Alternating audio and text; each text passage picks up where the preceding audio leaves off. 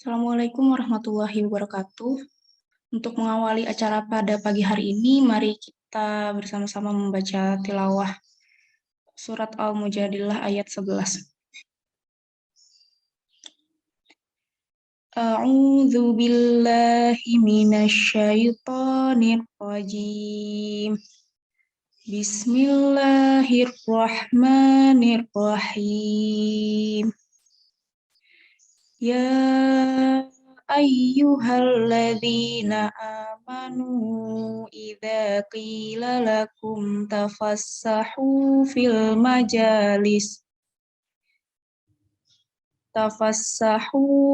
majalisi fafsahu yafsahillahu lakum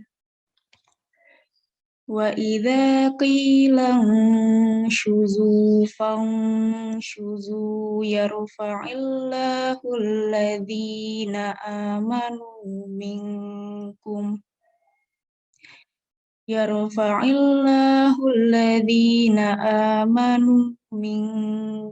walladzina utul ilma darajat. Wallahu bima ta'maluna khabir. Shadaqallahul azim. Aku berlindung kepada Allah dari godaan syaitan yang berkutuk. Dengan menyebut nama Allah yang Maha Pengasih lagi Maha Penyayang. Wahai orang-orang beriman, apabila dikatakan kepadamu, berlapang-lapanglah dalam majelis, maka lapangkanlah. Niscaya Allah akan memberi kelapangan untukmu. Dan apabila dikatakan, berdirilah kamu, maka berdirilah.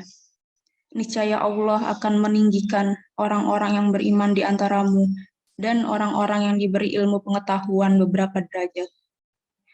Dan Allah Maha mengetahui apa yang kamu kerjakan. Maha benar Allah dengan segala firman-Nya. Wassalamualaikum warahmatullahi wabarakatuh.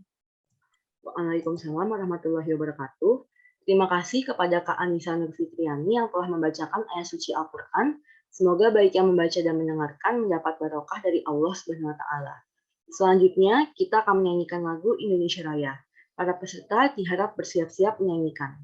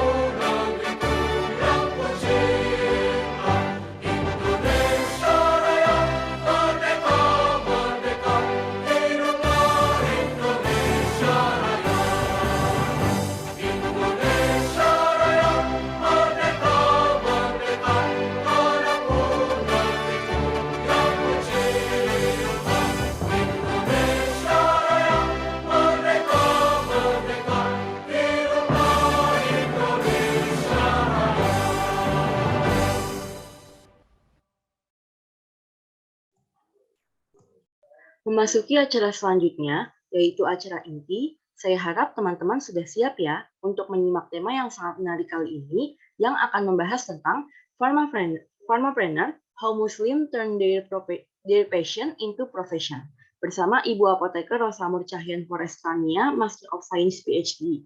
Tapi sebelum itu, saya akan membacakan terlebih dahulu profil dari moderator yang akan memandu sesi diskusi kita hari ini.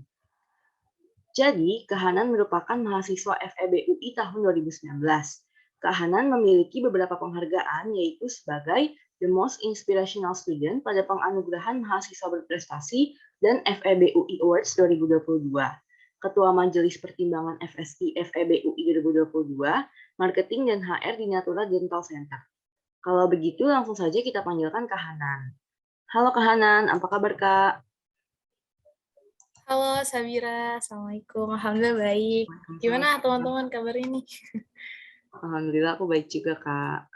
Aku mau nanya nih Kak, kira-kira Kak Hanan sekarang lagi sibuk apa nih?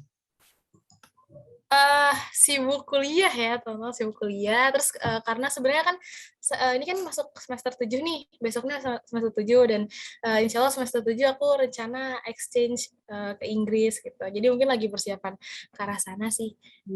Sekarang Insya ini. Allah, keren banget nih. Kak Hanan udah siap belum nih buat jadi moderator? Siap dong, insya Allah. Tanpa berlama-lama, karena waktu udah menunjukkan pukul 9:19 dan peserta juga udah nggak sabar nih kelihatannya mau mendengar pemateriannya, saya persilakan kepada Kak Hanan sebagai moderator untuk mengambil alih acara ini. Kepada Kak Hanan, kami persilakan. Ya, bismillahirrahmanirrahim. Assalamualaikum warahmatullahi wabarakatuh. Selamat pagi teman-teman semuanya. Terima kasih banyak ya sebelumnya udah mengundang saya untuk menjadi moderator. Mungkin ini kali ya, karena kayak dari tadi udah pada nungguin nih peserta, dari saya lihat udah pada join dari lama. Mungkin tanpa basa-basi nih kita jelasin kita mau ngapain sih sebenarnya di pagi hari ini ya teman-teman. Sebenarnya udah dijelasin juga sama MC, tapi kita pagi hari ini nih bakal ngobrol-ngobrol, bincang-bincang seru dengan narasumber kita. Kita bahas-bahas tentang tadi judulnya apa ya? Keren banget judulnya guys. Judulnya adalah Farmasi Career Class for Muslimah, Getting to Know and Build Your Career as Muslimah Pharmacist. Tapi kita punya subjudul yaitu Pharmapreneur, How Muslimah Turn Their Passion into Profession. Nah, keren banget nih kalau misalnya kita cek nih background dari narasumber kita. Masya Allah ya, ini ibunya nih keren banget nih yang jadi narasumber kita. Itu ada beliau menyelesaikan jenjang sarjana dan apoteker dari Fakultas Farmasi UI. Terus juga beliau kerennya memperoleh gelar master dan doktoral, jadi udah sampai PhD ya teman-teman, dengan beasiswa LPDP di bidang Medicinal Chemistry and Pharmacognosy dari College of Pharmacy, The Ohio State University, Columbus, Ohio, Amerika Serikat. Jadi mantap banget, ini beasiswa LPDP di luar negeri, di kampus, salah satu kampus terbaik sedunia gitu ya. Terus ibu ini udah mempublikasi jurnal-jurnal internasional bertemakan bahan alam dan menjadi salah satu penulis buku dalam judul Nutrition: An Approach to Good Health and Disease Management. Wah, jadi kalau misalnya dilihat-lihat nih, narasumber kita ini sangat-sangat oke banget di hal akademik ya. Akademis ini keren banget nih. Udah publikasi jurnal-jurnal, terus udah kuliah di luar negeri di universitas terbaik dunia, salah satu universitas terbaik dunia, dan juga mengikuti, kalau misalnya dilihat CV-nya nih banyak banget, apa ya, awards-nya banyak banget gitu, mengikuti banyak conference, jadi aktif banget. Tapi yang menarik lagi, beliau juga punya usaha foscraft.id. Jadi beliau di sini jualan hijab dan gamis muslimah ya. Jadi kalau misalnya teman-teman lihat, wah ini tadi kayaknya karir di farmasi ini udah keren banget. Ya kan, karir farmasi ibunya udah keren banget, tapi juga berwirausaha gitu. Jadi kan mungkin kita bisa bahas banyak ya Bu ya. Nah, ini namanya Bu Rosamur Cahyan Forestrania. Panggilannya siapa Bu? Sania, Bahanan.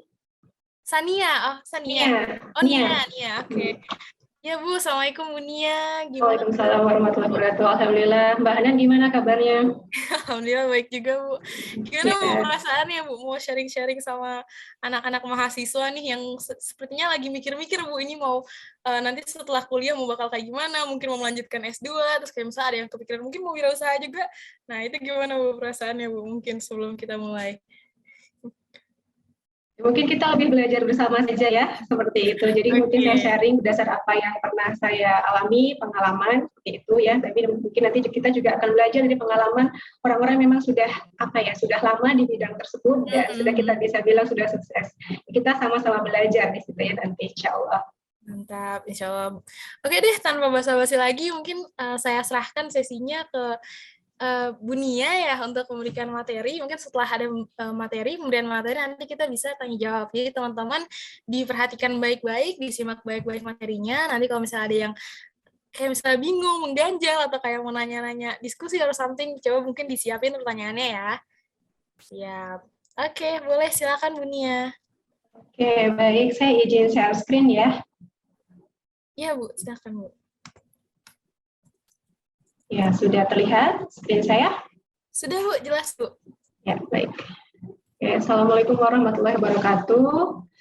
Alhamdulillahirrahmanirrahim. Wassalatu wassalamu ala isyrafil anbiya'i wal mursalin wa ala alihi washabihi ajma'in wa ba'du. Segala puji bagi Allah Subhanahu wa taala, Tuhan seluruh alam, dan sholawat dan salam semoga tercurah selalu kepada Nabi Agung junjungan kita Rasulullah SAW beserta keluarga dan sahabat-sahabatnya.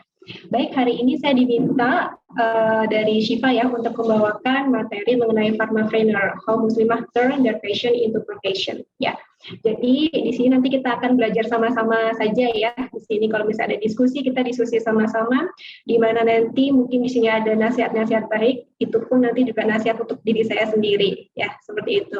Jadi tadi mungkin saya sedikit koreksi dengan moderator ya, Mbak Hanan. Jadi segala kelebihan saya itu adalah dari Allah Subhanahu wa taala ya. Jadi menurut saya bukan saya yang keren, tapi Allah yang maha keren yang membuat ya, begitu banyak peluang-peluang yang bisa saya raih ya. Mbak Hanan juga keren karena tadi akan exchange ke Inggris ya, Masya Allah, itu kesempatan yang namanya jarang untuk semua mahasiswa ya. Untuk yang lain-lain silahkan termotivasi juga ya oleh prestasinya Mbak Hanan ini. Oke, kita langsung lanjut di materi kita mengenai pharmapreneur ya. Oke. Ya. Ini adalah outline materi yang akan kita diskusikan sama-sama. Nah, terkait materi pharmapreneur ya, pharma itu terkait dengan farmasi, tapi ada baiknya kita juga mempelajari tentang entrepreneur, karena kita juga tahu sampai saat ini bahwa bidang-bidang farmasi justru pemiliknya mungkin saja itu bukan dari farmasi. Jadi mungkin kita ada baiknya juga mempelajari apa sih entrepreneur itu secara general terlebih dahulu. Kemudian kita akan melihat bagaimana entrepreneurship dalam Al-Quran. Kemudian bagaimana penanaman jiwa kewirausahaan Rasulullah SAW, kesuksesan Rasulullah SAW dalam berwirausaha, kemudian meneladani Rasulullah dalam berdagang, kemudian karakter-karakter unggul dan etika bisnis Rasulullah, bagaimana ya nanti kita sama-sama belajar. Kemudian the individual entrepreneurial mindset. Nah, ini juga penting ya. Kemudian marketing ala Rasulullah. Kemudian di sini juga kita akan coba menilik mengenai kesalahan fatal kewirausahaan. Nah, dan nanti kita akan beranjak ke topik utama yaitu pharmapreneur, kemudian peluang bisnis farmasi, langkah yang ditempuh apoteker atau farmasi dalam wirausaha, contoh sukses pharmapreneur dan penutup. Sebelumnya suara saya di sini jelas ya? Jelas Bu, jelas banget. Oke, baik. Baik, pertama adalah mengenai entrepreneur. Apa sih itu entrepreneur? Ya. Nah, di sini entrepreneur itu berasal dari bahasa Perancis, yaitu entreprendre, atau artinya adalah wirausaha atau bisnis. Nah, dalam bahasa Indonesia itu bisa disebut dengan saudagar atau wirausaha. Nah, saudagar itu terdiri dari kata sau yang berarti 1000 dan dagar yang berarti akal. Berarti di Indonesia itu wirausaha atau saudagar itu lebih dikaitkan dengan beliau atau mereka yang memiliki 1000 akal, mungkin dalam kaitannya dalam usaha itu ya. Kemudian wirausaha adalah gabungan dari kata wira yang berarti gagah, berani, perkasa, dan usaha. Berarti kalau jika digabung artinya adalah mereka yang gagah, berani, dan perkasa dalam berusaha. Ya, jadi tadi 1000 akal ya, dan ini adalah gagah, berani dalam berusaha ya, karena memang akan ada resiko dan peluang-peluang di situ ya. Jadi memang membutuhkan mentalitas yang kuat. Kemudian menurut kamus Merriam-Webster, entrepreneur adalah kemampuan seseorang untuk mengorganisir dan menanggung resiko sebuah bisnis atau usaha. Dan secara harfiah berarti adalah mengambil langkah memasuki aktivitas tertentu, yaitu misalnya enterprise, yaitu menyambut tantangan. Jadi di sini ada tantangan-tantangan. Sedangkan menurut Bapak Alam di tahun 2021, entrepreneurship itu mencakup proses inovasi dan juga ada situ adalah kesempatan ya atau peluang-peluang untuk menciptakan sesuatu produk yang baru atau unik ya, di mana di situ ada nilai tambah ya. Nah, produk itu dapat berupa barang maupun jasa, yang mana produk itu dapat memenuhi kebutuhan manusia, ya, atau memenuhi permintaan dari konsumen. Nah, sehingga oleh karena itu dapat menciptakan profit. Nah, kita sudah paham nih ya, kurang lebih arti dari entrepreneurship. Sekarang kita akan beranjak sebenarnya bagaimana sih entrepreneurship dalam Al-Quran ya. Al-Quran menyebut kalimat kerja dengan frekuensi yang sangat banyak, dan bahkan hampir di setiap halaman Al-Quran ada mereferensi pada kata kerja ini. Nah, di sini kita mengacunya pada kata amal dan fil, yaitu di mana di sini amal 360 ayat yang membicarakannya, kemudian untuk fil ya ini ada 109 yang membicarakannya, yang mana kedua kata ini sama-sama bermakna kurang lebih kerja dan aksi ya.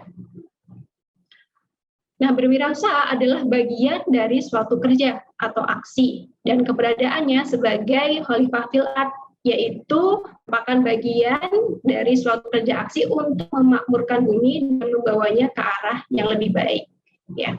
Nah, di sini dapat kita ketahui bahwa dalam sebagai seorang muslimah ya, kita memang dituntut juga untuk menjadi khalifah fil ard, di mana untuk melakukan kerja dan aksi ada waktu yang perlu kita gunakan di situ. Maka dari itu, mukmin adalah manusia yang paling bisa menghargai waktunya, diisi dengan aktivitas-aktivitas kerja yang memiliki makna dan berarti baik dunia maupun akhirat. Ya, dalam Al-Quran ditentang tindakan malas dan menyanyiakan waktu, baik dengan cara berpangku tangan dan tinggal diam maupun melakukan sesuatu yang kurang produktif. Nah, seperti itu ya. Jadi walaupun kalian sibuk kuliah ya, kalau misalkan ada waktu luang, kalian bisa melakukan dengan hal-hal yang produktif ya. Produktif itu adalah sesuatu yang memang bermanfaat, baik bagi diri kalian sendiri maupun dunia atau akhirat ya. Kalian bisa pilih ya. Tapi kalau misalnya tidur ya, tidur itu memang bagus buat diri sendiri, tapi kalau terlalu banyak itu menjadi tidak bagus. Makanya diperlukan adanya suatu istilahnya manajemen aktivitas gitu ya, dan sesuai dengan proporsi pelaksanaannya. Oke, next ya. Nah, di sini ada beberapa ayat dalam Al-Quran mengenai entrepreneurship, yaitu diantaranya adalah Al-Quran surat Al-Qasas ayat 77. Dan carilah pada apa yang telah dianugerahkan Allah kepadamu, kebahagiaan negeri akhirat. Dan janganlah kamu melupakan bahagiamu dari kenikmatan duniawi dan berbuat baiklah kepada orang lain, sebagaimana Allah telah berbuat baik kepadamu. Dan janganlah kamu berbuat kerusakan di muka bumi. Sesungguhnya Allah tidak menyukai orang-orang yang berbuat kerusakan. Selanjutnya ada surat Al-Jumu'ah ayat 10. Apabila telah ditunaikan sholat, maka bertebaranlah kamu di muka bumi, dan carilah karunia Allah, dan ingatlah Allah sebanyak-banyak supaya kamu beruntung. Al-Quran surat Al-Mulk ayat 15, dialah yang menjadikan bumi itu mudah bagi kamu. Maka berjalanlah di segala penjurunya dan makanlah sebagian dari rezekinya, dan hanya kepadanya lah kamu kembali setelah dibangkitkan. Dan kemudian di surat Al-Najm ayat 39, dan bahwasanya seorang manusia tiada memperoleh selain apa yang telah diusahakannya. Ya, jadi Allah telah memberikan kepercayaan kepada kita ya, untuk terlahir ke dunia, untuk menjadi khalifah di bumi, ya, untuk memanfaatkan apa yang telah Allah rezekikan kepada kita. Rezeki diantaranya adalah rezeki waktu, ya, rezeki kesehatan, rezeki waktu luang, rezeki ilmu, pendidikan, teman-teman yang baik, dan dan berbagai macam resource yang Allah berikan saat ini.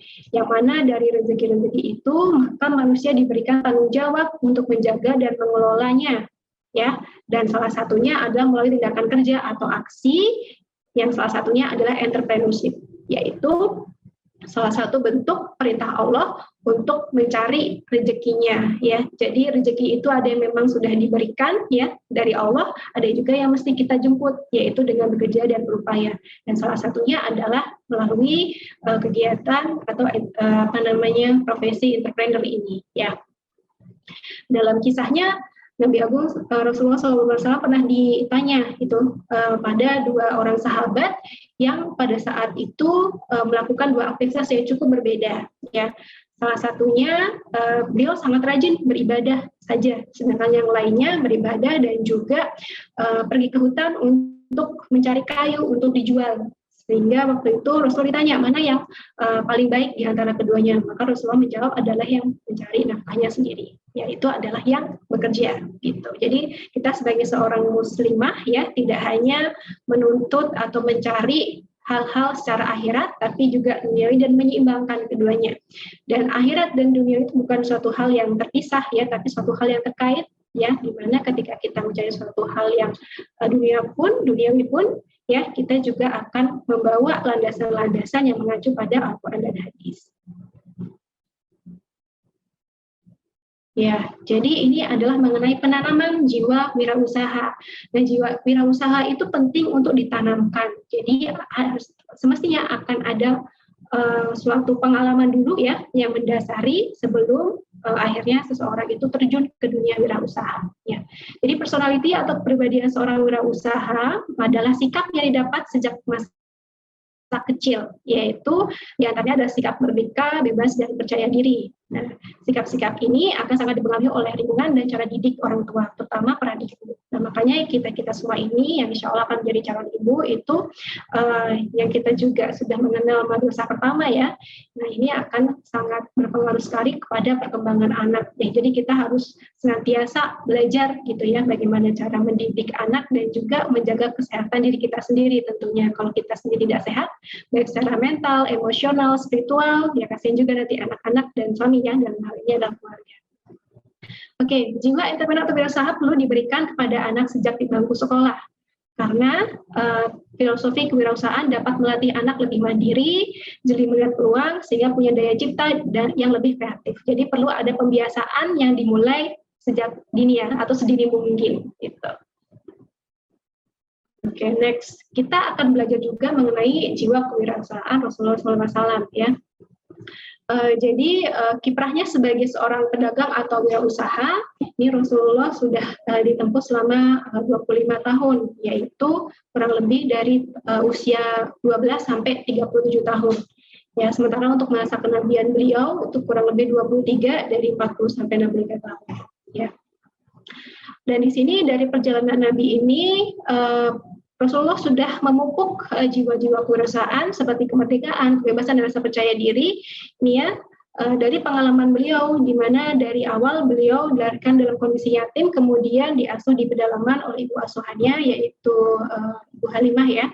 Dan di situ ada masa-masa suka dukanya ya, kemudian ditinggal ibunya Aminah ketika baru berusia 6 tahun ya, kemudian dibesarkan oleh kakeknya ya, kemudian oleh pamannya ya Abu Talib di usia kurang lebih 9 tahun ya. Nah, disinilah ketika bersama pamannya ini Rasulullah betul-betul dididik ya dengan suasana yang sangat kental dengan kewirausahaan ya. Nah, di sini semenjak kecil Nabi Muhammad SAW mengembalakan ternak ya, para peternak kambing dengan jumlah ratusan ya. Jadi sudah diberikan tanggung jawab untuk menertakkan kambing ya dari para peternak kambing dengan jumlah yang banyak ratusan. Nah, dari sini kita bisa melihat bahwa Nabi Abu Muhammad SAW itu setelah belajar bagaimana tanggung jawab, mengorganisasi sesuatu, ya mengelola sesuatu. Nah, itu semenjak kecil ya. Kemudian selain itu setelah di usia 9 tahun kepada pamannya ya Abu Thalib, kurang lebih di usia 12 tahun beliau sudah melakukan lawatan-lawatan bisnis ke negara sebelah ya yang dikenal dengan nama Irak, Yordania, Bahrain, Suriah, Yaman ya. Jadi ini juga membantu pamannya ya. Di sini beliau juga sudah belajar bagaimana cara menjadi eksportir ya. Kemudian semakin beranjak remaja pun bisnisnya semakin menuai banyak tantangan ya seperti itu. Oleh karena itu pun Rasulullah juga semakin belajar ya bagaimana cara untuk bisnisnya dengan bisnis bersama pamannya dengan lebih baik gitu ya. Kemudian beranjak dewasa, Nabi Muhammad SAW kian mantap memilih karirnya sebagai pebisnis. Ya, jadi bersama dengan Khadijah, beliau diberikan tanggung jawab ya atau sebuah kesempatan untuk menjadi seorang manajer perdagangan ya di bagian investasi dengan sistem profit sharing ya. Dan di situ para investor sangat senang dengan hasil yang Rasulullah SAW berikan di situ ya akibat dari berbagai macam pengalaman-pengalaman yang Rasulullah sudah alami sebelumnya ya tentang kegiatan kewirausahaan ini. Jadi di sini kita bisa melihat bahwa sesungguhnya jiwa kewirausahaan Rasulullah itu sudah tertanam semenjak beliau kecil ya, dari mengembala kambing, kemudian mengikuti lawatan bisnis pamannya ke negara-negara sebelah, belajar mengenai eksportir, belajar mengenai bagaimana berdagang, membeli barang di pasar kemudian menjualnya kembali, seperti itu ya. Kemudian bersama Khadijah menjadi manajer perdagangan. Gitu. Ya, nah tadi kita telah mengetahui mengenai basic atau pengalaman Rasulullah dalam berwirausaha. Ya, nah kita akan melihat juga bagaimana sih sebenarnya kesuksesan Rasulullah ya, seperti itu. Nah di sini Nabi Agung Muhammad SAW adalah sosok pengusaha sukses dan juga kaya, ya terbukti dengan jumlah mahar yang dibayarkan ketika menikahi Khadijah. Ya, konon beliau menyerahkan 20 ekor unta muda sebagai mahar, dari riwayat lain ditambahkan 12 ukiah atau ons emas, yaitu mungkin sampai ratusan hingga miliaran juta ya, kalau sekarang kita nilai dengan rupiah. Nah, jadi dari sini kita melihat bahwa Rasulullah itu sudah memiliki kekayaan yang cukup besar pada saat itu ya, saat beliau menikahi Khadijah. Dan ketika beliau bersama dengan Khadijah, digabung dengan harta Khadijah, akan terus lebih banyak ya justru harta beliau pada saat itu ya. Nah dari sini kita bisa melihat bahwa Rasulullah ternyata secara duniawi adalah seorang pengusaha yang sukses di sini. Nah dari situ kita sebenarnya bisa belajar apa sih tips atau triknya gitu ya. Kita belajar dari bagaimana sih Rasulullah itu bisa sukses secara duniawi dan juga tentu seimbang dengan akhirat. Ya. Nah ini beranjak pada slide meneladani Rasulullah dalam berdagang. Jadi menurut Profesor Asdamul Rahman dalam buku Muhammad a Trader. Ya, jadi di sini diketahui bahwa Nabi Muhammad adalah seorang pedagang yang jujur, ya, dan adil dalam membuat perjanjian bisnis, ya. Jadi beliau tidak pernah membuat, ya, pelanggannya atau customernya komplain atau mengeluh terhadap usahanya, gitu ya. Beliau selalu menjaga janjinya, menyerahkan barang-barang yang dipesan tepat pada waktunya. Jadi beliau sangat menghargai waktu dan sangat-sangat tanggung jawab ya terhadap apa yang sudah disepakati. Kemudian reputasi beliau juga sangat terbangun oleh kepribadian beliau, yaitu seorang pedagang yang jujur dan terpercaya. Ya, jadi prestasi beliau atau reputasi beliau itu ya sudah dikenal luas ya semenjak beliau berusia muda. Dan dari sini kita melihat bahwa gambaran pribadi dan etika bisnis Rasulullah itu ternyata telah menerapkan prinsip bisnis modern yang secara akademik itu diakui di penghujung abad ke-20 dan di awal abad 21. Jadi Rasulullah itu sudah melakukan prinsip bisnis modern pada saat itu gitu ya. Di antaranya adalah fokusnya pada pelanggan dan kepuasan konsumen atau customer satisfaction gitu ya. Kemudian pelayanan yang unggul atau service excellence. Kemudian kompetensi, efisiensi, transparansi, persaingan sehat dan kompetitif. Ya, jadi ini sudah Rasulullah tanamkan dari dulu dan ini juga menjadi dasar kesuksesan bisnis Rasulullah. Jadi di sini kita melihat bahwa sesungguhnya tidak hanya unsur duniawi yang sebelumnya kita bahas ya, tapi di sini juga ada unsur akhlak ya, gitu. Oke, ini adalah ringkasan ya karakter unggul Nabi Muhammad SAW ya. Di antaranya adalah satu adalah fatonah, yaitu cerdas ya. Ini terbukti bahwa Rasulullah adalah seorang jenius yang memiliki banyak sekali keahlian gitu ya, dalam pemimpin, dalam strategi ya, dalam pengambilan keputusan dan lain sebagainya. Kemudian adalah sifat amanah atau komitmen ya. Ini pada dalam hadis Rasulullah SAW bersabda, Allah Azza wa Jalla berfirman, aku adalah pihak ketiga dari kedua belah pihak yang berserikat selama salah seorang dari keduanya tidak mengkhianati temannya. Jika salah satu dari keduanya telah mengkhianati temannya, aku terlepas dari keduanya. Jadi dari sini kita melihat bahwa beliau Rasulullah itu amanah dalam menjalankan kesepakatan yang sudah terjalin, gitu ya. Jadi tidak melanggar janji atau kesepakatan sebelumnya, gitu ya. Kemudian selanjutnya adalah sifat syirik, yaitu benar dan jujur ya. Jadi beliau jujur dalam hal memegang perusahaannya atau amanah yang diberikan kepadanya gitu ya. Kemudian jujur kepada pegawainya, yaitu dengan memberikan upah sesuai pekerjaannya dan waktunya, tidak menunda-nunda gitu ya. Kemudian sifat tablik komunikatif ya, dalam surat An-Nisa ayat 9. Oleh karena itu hendaklah mereka bertakwa kepada Allah Subhanahu wa taala dan hendaklah mereka mengucapkan perkataan yang benar. Nah, di sini Rasulullah juga memiliki keahlian dalam komunikasi yang baik gitu ya. Selanjutnya adalah istiqomah, keteguhan hati yang konsisten. Nah, ini juga sifat yang penting diperlukan oleh seorang wirausaha, yaitu konsisten. Ya, karena ya dalam berwirausaha kita menjadi pimpinan diri kita sendiri ya, pada dasarnya seperti itu. Jadi di samping orang lain ya, kita juga harus bisa konsisten ya dengan apa keputusan kita, dengan waktu kita, dengan aktivitas dan prioritas. Oke, selanjutnya adalah etika bisnis Rasulullah ya.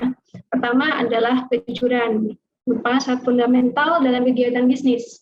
Ya, dalam suatu hadis tidak dibenarkan seorang muslim menjual suatu jualan yang mempunyai aib, kecuali ia menjelaskan aibnya. Nah, di sini Rasulullah menerapkan ini ya. Jadi alangkah bagusnya seorang penjual atau saudagar yang menerapkan hal seperti ini ya. Jadi ini akan menumbuhkan sikap atau sifat percaya kepada penjual itu ya dari konsumennya.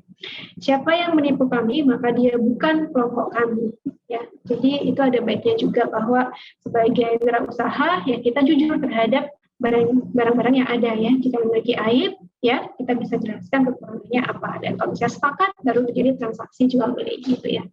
Kemudian menolong atau memberi manfaat ya. Jadi di sini bisnis atau wirausaha itu tidak semata untuk mencari material, tapi didasari dengan kesadaran memberi kemudahan bagi orang lain dengan menjual barang.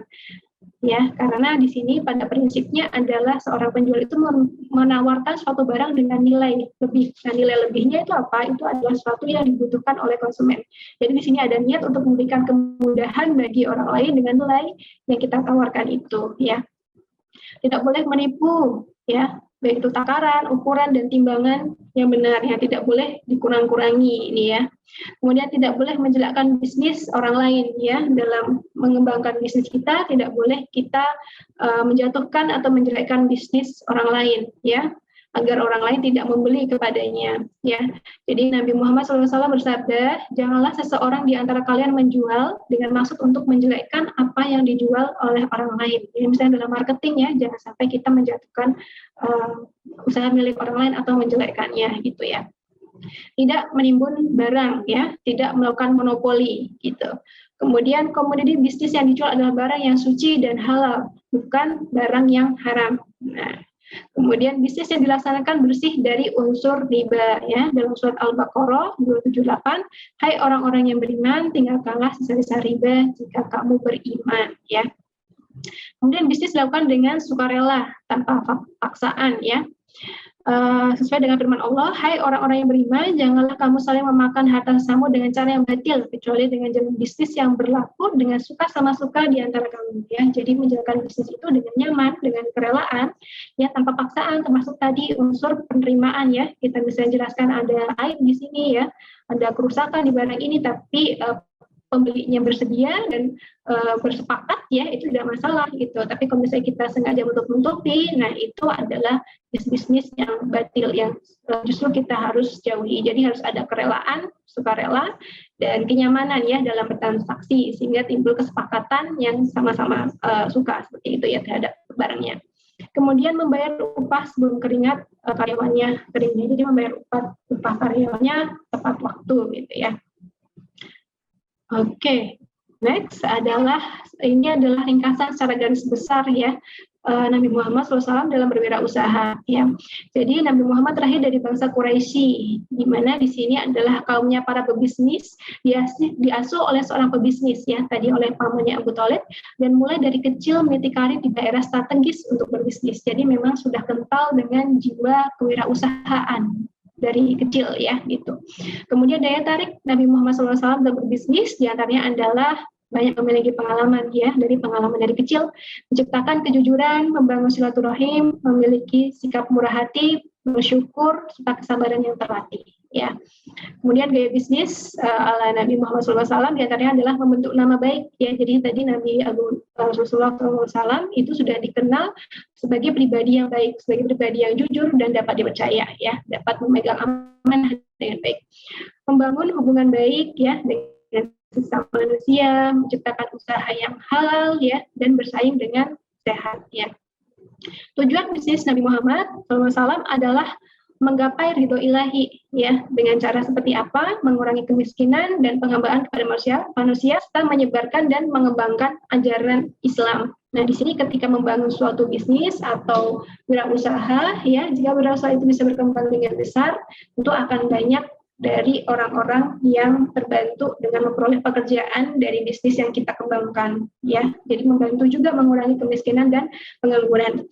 Kemudian menyebarkan dan mengembangkan ajaran Islam bagaimana? Yaitu dengan cara akhlak, gitu, ya. Jadi dengan akhlak yang dicontohkan, ternyata bisa loh bisnis itu sukses, ya. Jadi ada anggapan yang jujur itu tidak membawa keuntungan. Nah, itu salah. Jujur itu memang berat, integritas itu berat, cuman pada akhirnya itu akan banyak membawa keuntungan, yaitu dunia dan akhirat. Nah, dari sini kita bisa melihat bahwa ajaran Islam itu benar-benar disebarkan oleh orang-orang yang dapat memberikan contoh, ya, sebagaimana Nabi kita, Nabi Muhammad SAW, di mana beliau bisa sukses dalam hal dunia, ya, dan itu dengan cara menanamkan ajaran-ajaran, ya, yang baik, ya, dari Al-Quran, seperti itu, ya, dengan akhlak yang baik. Nah, di situ akan menjadi contoh teladan bagi kita semua, gitu, ya.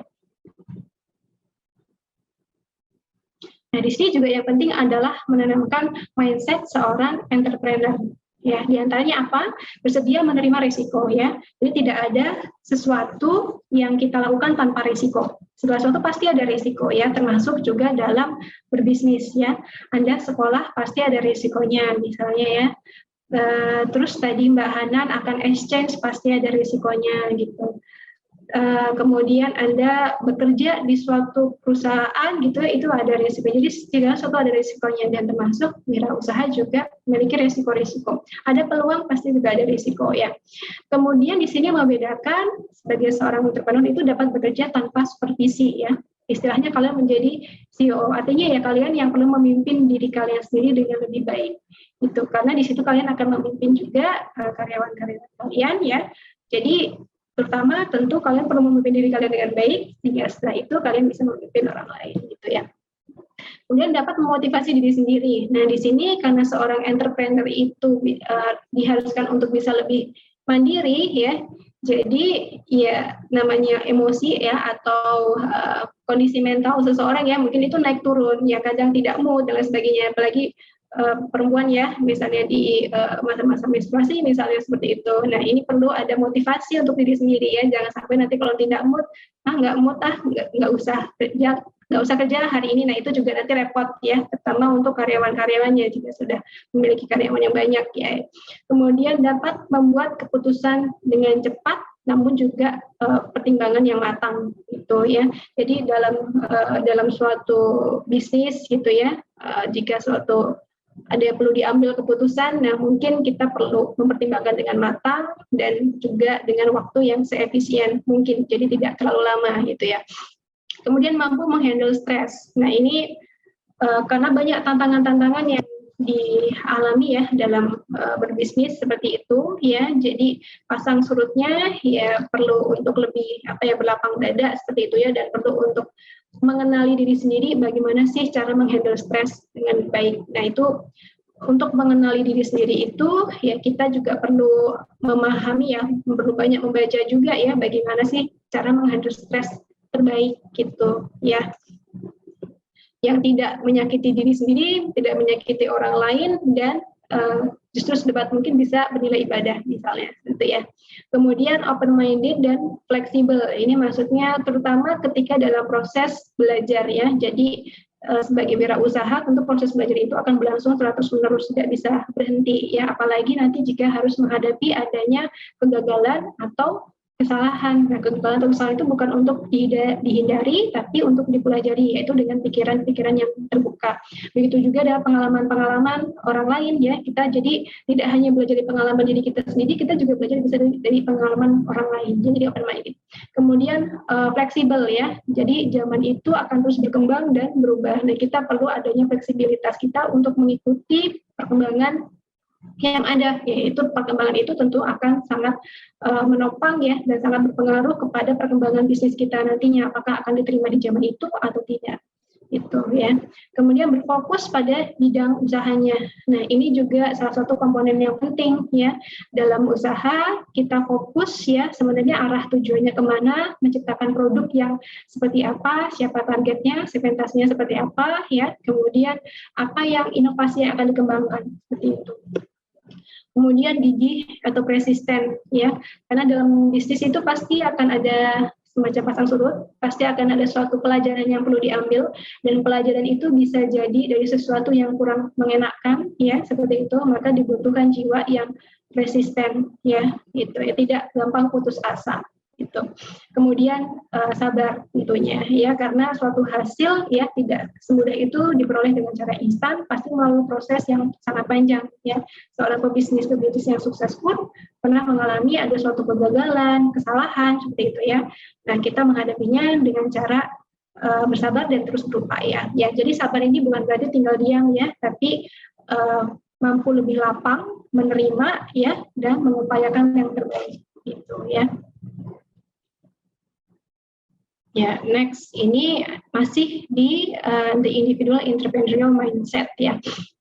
Menciptakan ide yang mampu menjadi jawaban bagi masalah utama pelanggan dalam konteks tersebut, gitu ya.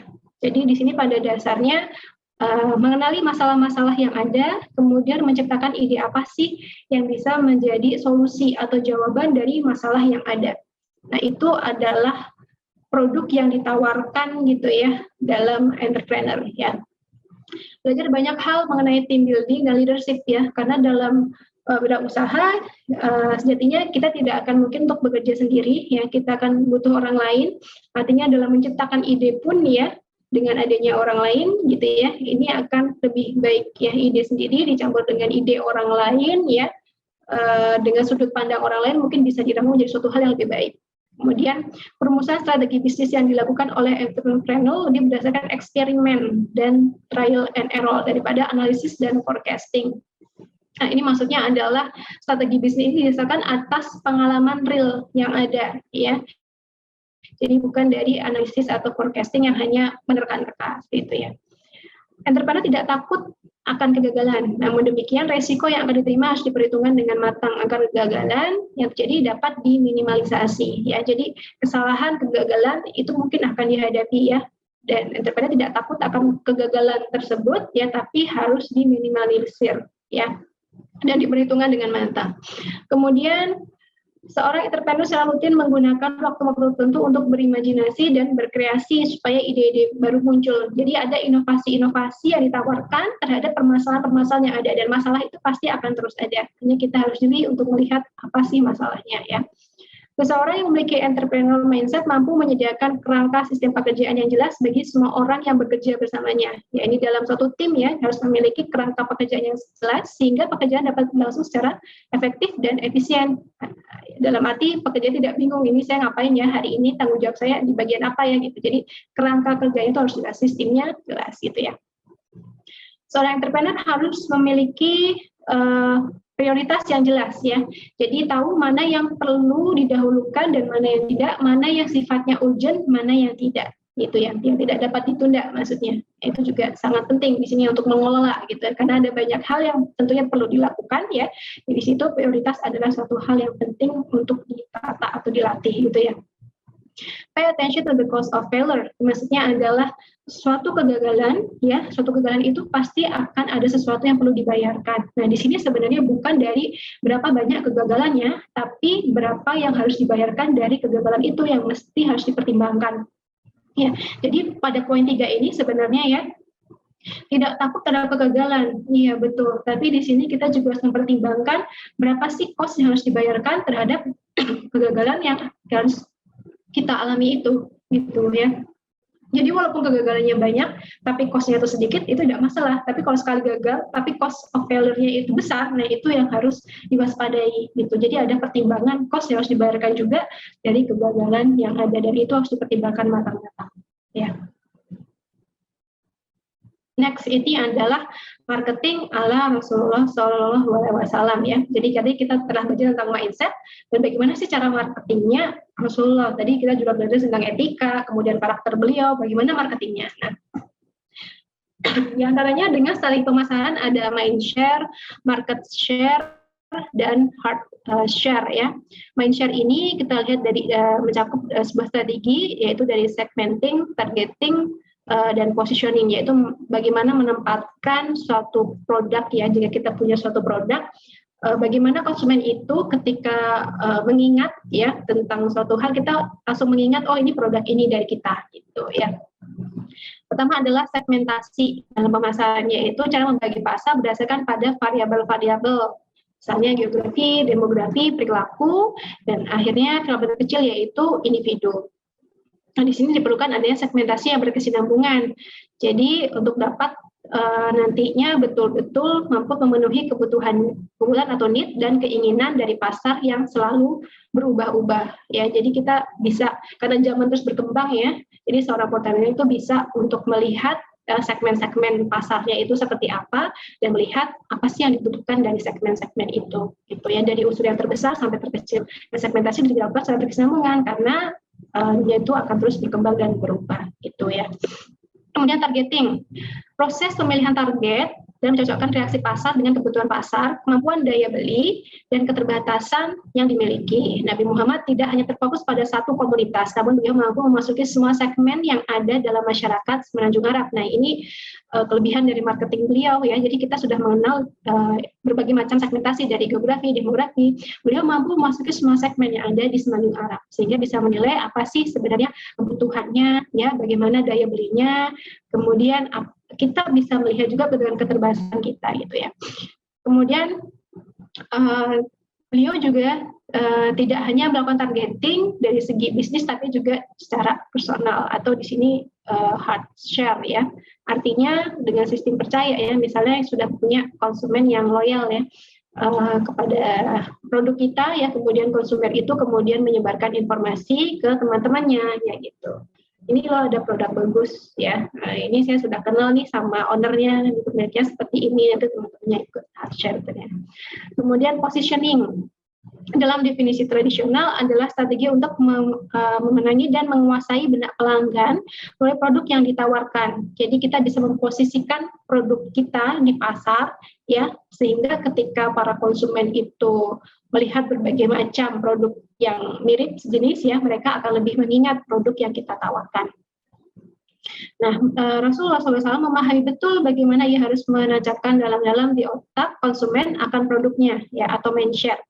Dalam melakukan positioning lebih condong membentuk branding pada dirinya. Nah, sekarang itu kan banyak ya brand-brand seperti ini. Nah, dulu itu dilakukannya adalah branding pada karakter Rasulullah itu sendiri, yaitu adalah beliau adalah sosok yang jujur, dapat dipercaya, dan amanah. Jadi itu adalah branding sendiri yang beliau tanamkan pada produk-produk yang dia tawarkan. Ya, jadi di sini beliau tidak pernah memberikan kesempatan pelanggan untuk mengeluh atau kecewa terhadap produknya. Ya, dia selalu menepati janji mengantar barang-barang yang berkualitas yang sudah disepakati oleh kedua belah pihak ya dengan tepat waktu.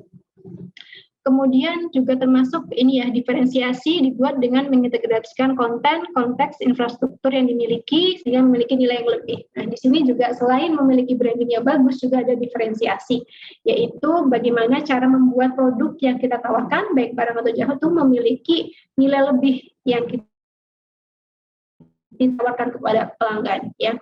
Diferensiasinya itu lebih dikenal sebagai identitas diri gitu. Ini masih lanjut ya, marketing ala Rasulullah. Konsep pemasarannya di sini menggunakan konsep marketing mix atau bauran pemasaran ya. Di sini artinya merupakan suatu tindakan atau strategi atau taktik yang digunakan untuk mempromosikan produk atau brandnya dalam perebutan pemasaran. Jadi ada strategi ya, bagaimana sih dalam merebut pasar, artinya menjadi pilihan utama konsumen gitu ya.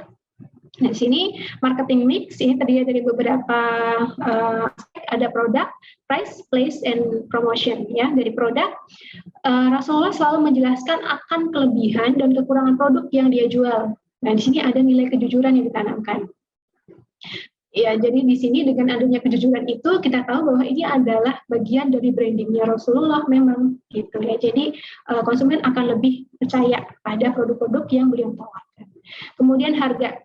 Rasulullah SAW bersabda, janganlah kamu menjual menyaingi penjualan saudaramu. Jadi konsep di sini ditanamkan adanya konsep persaingan sehat yang ditekankan oleh Nabi Muhammad SAW. Jadi di sini beliau tidak memperkenankan adanya the war of price.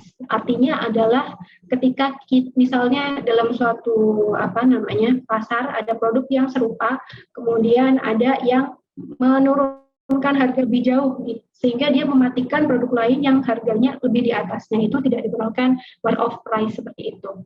Tidak. Jadi tidak ada persaingan dalam hal harga di situ, tapi justru bersaing dalam hal kualitas, layanan atau penambahan value di situ, gitu ya. Jadi kalau misalnya ada value-nya bertambah, gitu ya, kita bisa naikkan harganya misalnya. Jadi lebih ke kualitasnya, bukan ke harga yang bisa menjatuhkan justru wirausahawan lain, gitu. Kemudian place, yang berarti lokasi dan distribusi. Nabi Muhammad SAW melarang mencegat ya pedagang sebelum tiba di pasar dan melarang orang kota membeli dagangan orang desa. Ini yang disebut adalah untuk menghindari adanya tengkulak atau perantara. Ya, ini jadi harganya bisa justru lebih mahal ya. Jadi itu benar-benar dijaga dari tangan pertama gitu ya. Nabi Muhammad bertransaksi yang baik adalah transaksi yang di dalamnya tidak ada pihak yang dirugikan dan saling menguntungkan. Jadi pada saat itu diusahakan sebaik mungkin tidak ada pihak-pihak yang dirugikan dan bisa sama-sama saling menguntungkan ya. Jadi tidak ada yang istilahnya pedagang itu dicegat, dibeli, kemudian dijual lagi dengan harga yang jauh lebih mahal, misalnya jadi ada tengkulak ke perantaranya seperti itu ya pada saat itu. Kemudian promotion, tidak pernah melebih-lebihkan produk dengan maksud untuk memikat pembeli. Ya di sini memang marketing ya pasti akan melebih-lebihkan, tapi di sini justru tidak melebih-lebihkan hingga terlalu berlebihan gitu ya, seperti memberikan sumpah-sumpah yang berlebihan dalam menjual suatu barang. Nah, itu tidak diperbolehkan seperti itu ya. Jadi tidak terlalu berlebihan ya maksudnya. Apalagi sampai memberikan sumpah ya terhadap kelebihan-kelebihan barangnya. Itu tidak diperbolehkan marketing atau promosi yang demikian. Nah, ini kita sudah mengenal berbagai macam strategi ya dari karakter Nabi, kemudian promosi atau marketing ala Nabi Muhammad SAW. Nah, ini sekarang kita beranjak ke kesalahan fatal kewirausahaan secara general ya. Pertama, ketidakmampuan manajemen. Ya, ini sering kali terjadi ya, suatu bisnis jika tidak mampu mengatur manajemennya dengan baik ya.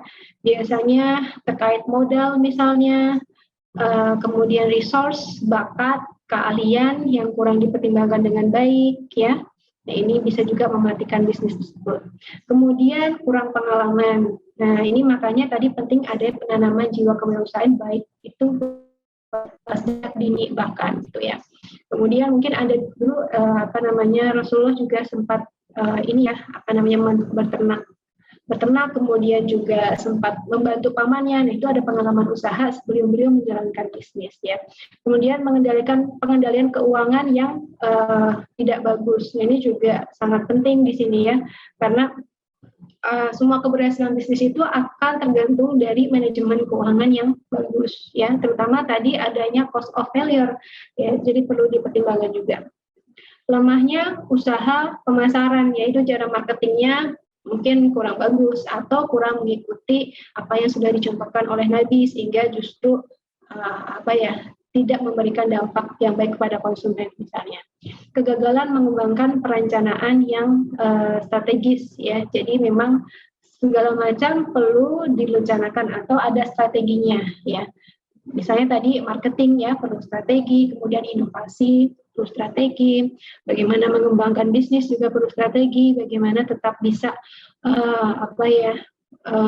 berkuasa di pasar itu juga perlu strategi, tapi dengan menghindari adanya monopoli dan penimbunan ya. Kemudian pertumbuhan yang tidak terkendali, ini maksudnya adalah misalnya mau mengekspansi gitu ya, mengekspansi bisnisnya, tapi tidak ada pertimbangan misalnya kebutuhan karyawan, kemudian cost yang dibutuhkan gitu ya, waktu dirinya ya dalam mengelola itu semua gitu. Jadi semua itu perlu pertimbangan yang matang. Lokasi yang buruk ya itu juga jadi pertimbangan ya, jadi pemilihan lokasi di mana sih strategisnya, di mana sih sebenarnya target konsumennya, itu juga penting ya.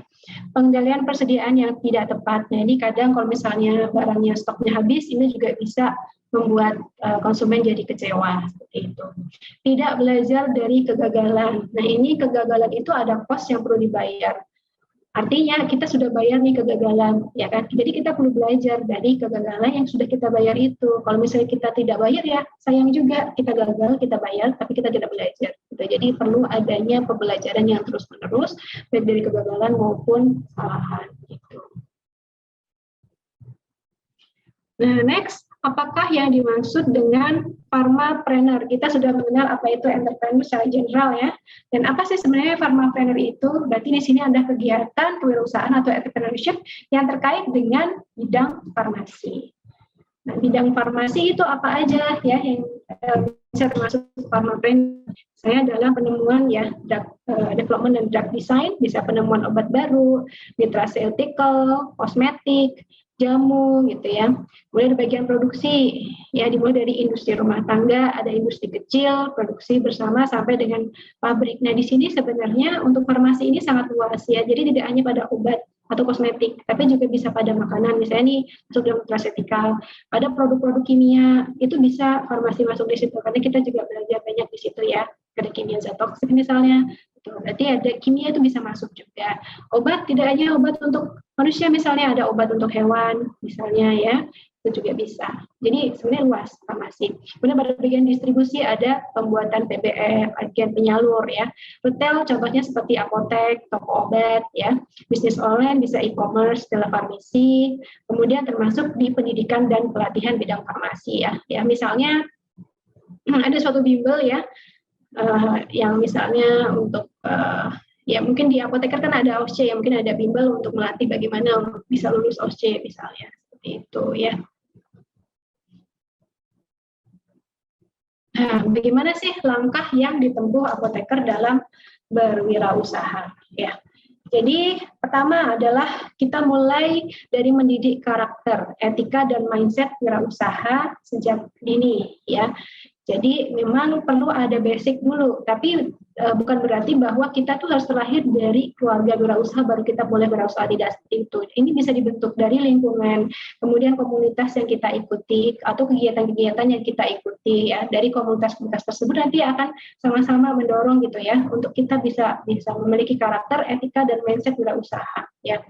Seperti bagaimana cerita bahwa seseorang itu akan dilihat dari temannya ya. Kalau misalnya dia sering berteman dengan pandai besi ya akan tercium bagaimana pandai besi. Kalau dia bersama dengan penjual minyak wangi akan tercium juga wanginya. Dari sini kita akan menentukan di mana sih lingkungan yang akan membentuk kita. Ya, kalaupun kita bukan terakhir dari keluarga wirausaha, tapi kita bisa memilih lingkungan mana yang akan membantu mendidik diri kita dan mengembangkan diri kita. Ya, jadi karakter-karakter ini akan terbentuk itulah sedini mungkin. Ya, gitu.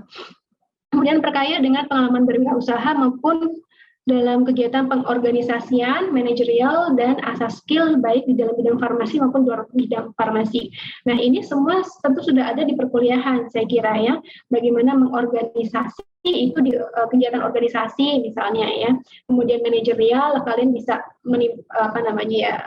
menimba pengalaman dari pengalaman kalian dalam komunitas atau dalam berwirausaha atau volunteer gitu ya. Kemudian asas skill baik di bidang farmasi maupun di luar bidang farmasi ya. Skill ya termasuk di perkuliahan, praktikum, dan di luar bidang farmasi termasuk dengan hal-hal lain pelatihan yang kalian ikuti ya. Kemudian ikuti perkembangan teknologi dan informasi yang relevan dalam mendukung kegiatan kewirausahaan. Nah, perkembangan teknologi dan informasi itu sangat penting di sini ya, karena kalau misalnya bisnis tidak mengikuti perkembangan ya khawatirnya dia akan mudah mati. Kita akan melihat bagaimana sih dunia itu berkembang dan kebutuhannya itu juga pasti akan berbeda dan berkembang. Itu akan bisa kita kaitkan, dan farmasi itu tidak hanya stop di obat dan lain sebagainya ya, kita bisa melihat dari teknologi yang ada ya. Jadi sekarang ada telefarmasi misalnya, sebelumnya ada Halodoc ya, mungkin ada Halo Farmasi misalnya. Nah, seperti itu. Jadi semua itu mengikuti perkembangan teknologi informasi dan juga kebutuhan manusia di zaman tersebut. Kuasai bidang yang diminati, yaitu minimal passionnya apa, itu dikuasai dengan sebaik mungkin ya. Ciri-cirinya itu apa? Ya itu kalau bisa jadi passion kalian, walaupun hal itu sulit, kalian akan tetap lakukan, yaitu dengan senang hati, atau kalian mungkin tidak akan merasa lelah atau capek ya, ketika kalian memang benar-benar passionate terhadap suatu hal. Kemudian ikuti perkembangannya ya, jadi ilmu itu akan terus berkembang, tidak mungkin stop ya, karena bisa jadi sesuatu yang dikatakan benar dulu di keesokan harinya itu sudah tidak relevan lagi, jadi akan terus berkembang. Kenali peluang-peluang yang ada, do research, itu maksudnya adalah dalam hal peluang itu kalian memang harus do research, itu maksudnya adalah mencari tahu gitu ya, jadi peluang itu tidak datang dengan sendirinya tanpa kalian berusaha gitu ya. Jadi harus betul-betul mencari tahu apa sih hal yang bisa dilakukan, apa sih solusi yang bisa ditawarkan dari masalah-masalah yang ada. Nah, peluang ini akan kait dengan masalah di lingkungan yang ada itu ya. Jika misalnya di situ ada masalah, dari situ belum ada nih yang bergerak di situ, nah itu akan menjadi peluang ya. Dan semua itu perlu landasan ilmu yang kuat gitu ya. Di bidangnya masing-masing ya, kemudian mencari tahu di situ berapa banyak sih kompetitornya misalnya gitu ya.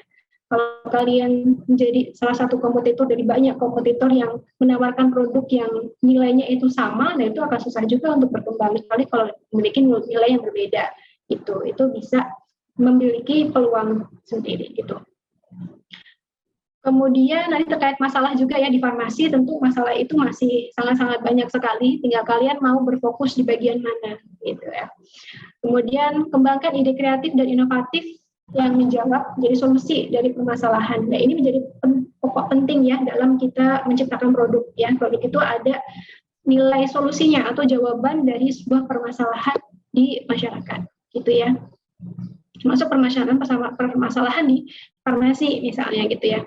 Kemudian kenali resource dan kekuatan yang dimiliki dan jujur pada limitasi yang ada. Nah, ini untuk menilai diri sendiri ya, apa sih kekuatan kita, apa sih limitasi kita. Nanti disesuaikan dengan solusi atau inovasi yang ditawarkan gitu ya. Kalau misalnya terlalu besar, kita kapasitasnya masih sedikit, nah itu juga harus istilahnya realistis gitu ya. Jadi apa sih yang bisa dilakukan saat ini terlebih dahulu, mempertimbangkan kekuatan yang ada, mempertimbangkan limitasi yang ada, dan apa yang bisa dilakukan gitu ya. Tentu hal yang besar semuanya akan dimulai dari yang kecil-kecil terlebih dahulu gitu. Tanamkan generasi pembelajaran terus menerus ya. Jadi kalau dalam berwirausaha kita tidak bisa menuntut hasil langsung jadi gitu ya. Jadi pasti ada prosesnya gitu. Jadi dari proses itu mungkin akan melewati suatu kegagalan-kegagalan yang memang harus kita bayar misalnya secara cost, dan juga di situ ada yang kita dapatkan yaitu pelajaran-pelajarannya. Dan tidak hanya itu, kita juga harus bisa belajar dari pengalaman orang lain gitu ya. Pengalaman orang lain kalau bisa di-share itu gratis ya kan. Nah, itu bisa kita belajar dari situ juga ya. Fokus dan kenali arah dan tujuan karir ya. Setiap orang pasti memiliki tujuan karir ya. Jangan terlalu banyak ingin ini itu tapi tidak ada yang terlaksana. Jadi fokuskan dulu satu terlaksana baik, silahkan kembangkan ke karir yang lain. Jangan sampai terlalu banyak tapi tidak ada yang istilahnya mengakar gitu ya, tidak ada yang bisa bertahan gitu. Jadi fokus, kenali dan tujuan akhir, kemudian mantapkan gitu ya, kemudian kembangkan gitu ya, kalian bisa ekspansi lebih jauh. Oke. Next adalah mengenai sebenarnya bisa nggak sih apoteker atau farmasis itu ya sukses berkarir sebagai pharmapreneur? Ada nggak sih contoh apoteker yang sudah sukses sebagai pharmapreneur? Nah, kita kasih contoh. Ini kita masih ada waktu yang Mbak Hanan sedikit ya mungkin ya. Halo? Iya Bu, sebenarnya waktunya sudah habis, tapi nggak apa Bu, lanjutin singkat aja mungkin. Oke ya, sedikit lagi ya. Nah, ini adalah DRA Nurhayati sebagai apoteker. Beliau adalah founder dan CEO PT Paragon Teknologi dan Innovation. Nah, beliau masuk dalam daftar 50 wanita berpengaruh versi Forbes 50 over 50 Asia 2022. Ya, jadi ini adalah contoh sukses pharmapreneur dan ini adalah beliau wanita kan, ya muslimah juga. Latar belakang beliau adalah pendidikan farmasi dan apoteker, serta berpengalaman selama 5 tahun bekerja di salah satu merek kosmetik Indonesia. Jadi beliau sudah memiliki satu basic ilmu farmasinya, ya. Jadi Anda boleh searching nih PT Paragon Technology Innovation itu bergerak di bidang apa saja sih, produknya apa saja. Saya tidak sebut produk ya di sini ya. Nah, jadi di sini sudah ada basic ilmu farmasinya. Kemudian yang kedua sudah ada basic pengalamannya nih. Jadi ini kata kuncinya bekerja di produk-produk kosmetik gitu ya. Jadi beliau sudah pernah bekerja selama 5 tahun di salah satu merek kosmetik di Indonesia. Jadi sudah ada nih basicnya terlebih dahulu gitu ya pengalamannya. Dimulai tahun 1985 ini masih berupa home industry tapi sudah berbentuk PT. Nah, beliau memulai dengan suaminya juga yang ikut berkecimpung di situ ya untuk membentuk produknya ya. Walaupun dimulai dalam skala kecil atau jumlah yang kecil tapi legalitasnya sudah didaftarkan melalui Badan Pengawasan Obat dan Makanan. Itu sangat penting ya untuk membangun kepercayaan masyarakat pada produk kosmetik yang ditawarkan gitu ya. Kalau misalnya seperti BPOM misalnya itu lebih bagus. Kemudian konsep produk yang ditawarkan adalah barang yang berkualitas, harga bersaing. Dan di sini sebenarnya lini yang ditawarkan yang paling terkenal adalah lini produk kosmetik halal ya.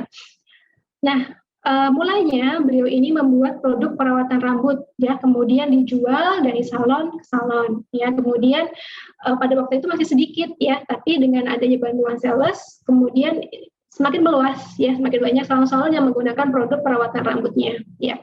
Kemudian di tahun 1995 beliau memproduksi kosmetik halal dengan brand W ya, silakan nanti disearching sendiri. Itu dimulai tahun 95 ya. Kemudian baru terlihat hadir 2013. Anda bayangkan prosesnya panjang sekali ya kan untuk mencapai sebenarnya bisa seperti ini di tahun 2002 termasuk dengan wanita berpengaruh di Forbes ya.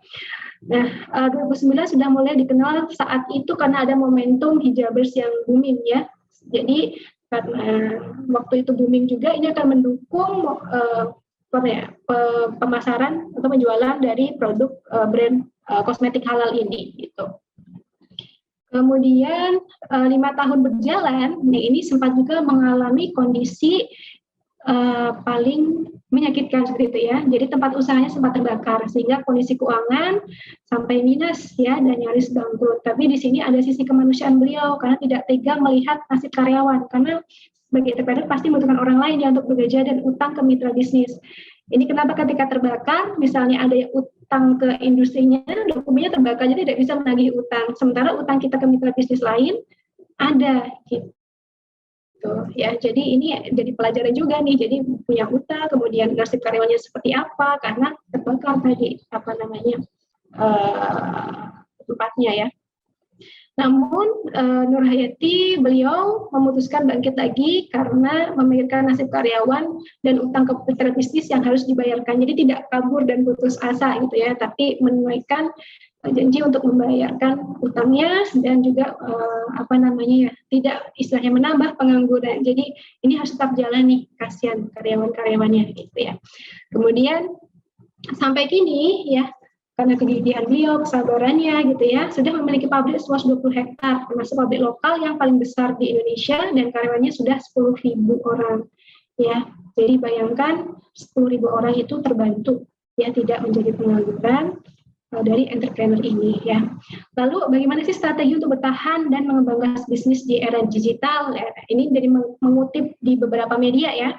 Beliau mengatakan beliau memiliki tim yang handal ya, yang selalu berinovasi, mengeluarkan produk baru. Jadi dalam 1 tahun minimum 100 item. Nah, inovasi ini juga pasti perlu banyak pertimbangan. Jadi inovasi ini adalah bagian dari solusi-solusi yang ditawarkan. Jadi ada 100 solusi dari 100 permasalahan yang ada. Seperti itu ya kurang lebih. Kemudian timnya juga sangat mengikuti perkembangan saat ini ya, teknologi informasi, sehingga juga mengikuti penjualan di e-commerce gitu ya, termasuk juga promosinya. Nah, kemudian beliau adalah seorang muslimah ya, bagaimana sih pandangan wanita sebagai pharmapreneur gitu ya. Kelebihan wanita memiliki sifat multitasking ya, jadi bisa melakukan beberapa hal sekaligus seperti itu ya. Nah, dalam berwirausaha, wanita memiliki waktu yang lebih fleksibel, karena walaupun lebih sibuk, namun bisa diatur ya, baik waktu untuk sendiri, bisnis, rumah tangga gitu ya. Jadi ada kelebihan-kelebihan yang bisa sebagai wanita itu kita optimalkan ya sebagai pharmapreneur. Oke, next, apa yang perlu dilakukan? Ya, untuk sekarang ya adik-adik mahasiswa, ini juga termasuk saya, yaitu walaupun saya sudah bekerja ya, bekali diri, yaitu langkah untuk menjadi seorang entrepreneur yang sukses tidak dimulai nanti setelah Anda lulus, gitu ya, tetapi dimulai mendidik diri dari sekarang. Jadi mulailah untuk mendidik diri dari sekarang. Kalau misalnya benar-benar menjadi entrepreneur ya, didik diri memiliki jiwa entrepreneur, etika entrepreneur, seperti itu ya. Dan pendidikan dan bekal diri ini tidak boleh berhenti hanya ketika sekolah aja ya, tapi nanti setelah sekolah pun Anda masih perlu banyak belajar dari pengalaman, baik dari pengalaman diri sendiri maupun orang lain. Oke, ini ada take home message-nya ya, ini dikutip dari Fadilah 2015. Pribadi yang sukses adalah pribadi yang bisa mengenal, mengoptimalkan potensi, jati diri secara terus-menerus, dengan penuh kepercayaan dan keyakinan diri yang kuat, mampu memberdaya gunakan potensinya, sehingga bermanfaat untuk keluarga, tetangga, maupun anggota masyarakat lain dan lingkungannya, juga agamanya ya. Nilai kemanfaatan inilah yang disebut dengan sukses ya. Ketika kalian memiliki banyak kelebihan-kelebihan ya yang Allah berikan, ya usahakan mungkin itu juga memiliki nilai manfaat, termasuk juga kesuksesan dari segi duniawi, kekayaan, kemampuan, ilmu dan lain sebagainya, itu Anda bisa manfaatkan untuk kemaslahatan banyak orang. Seorang pengusaha yang sukses menurut Islam adalah yang menjalankan perintah Allah Subhanahu wa taala dalam seluruh aspeknya, jadi dalam prosesnya ya, dalam berwirausaha, termasuk dalam usahanya menegakkan yang halal dan menjauhi yang haram.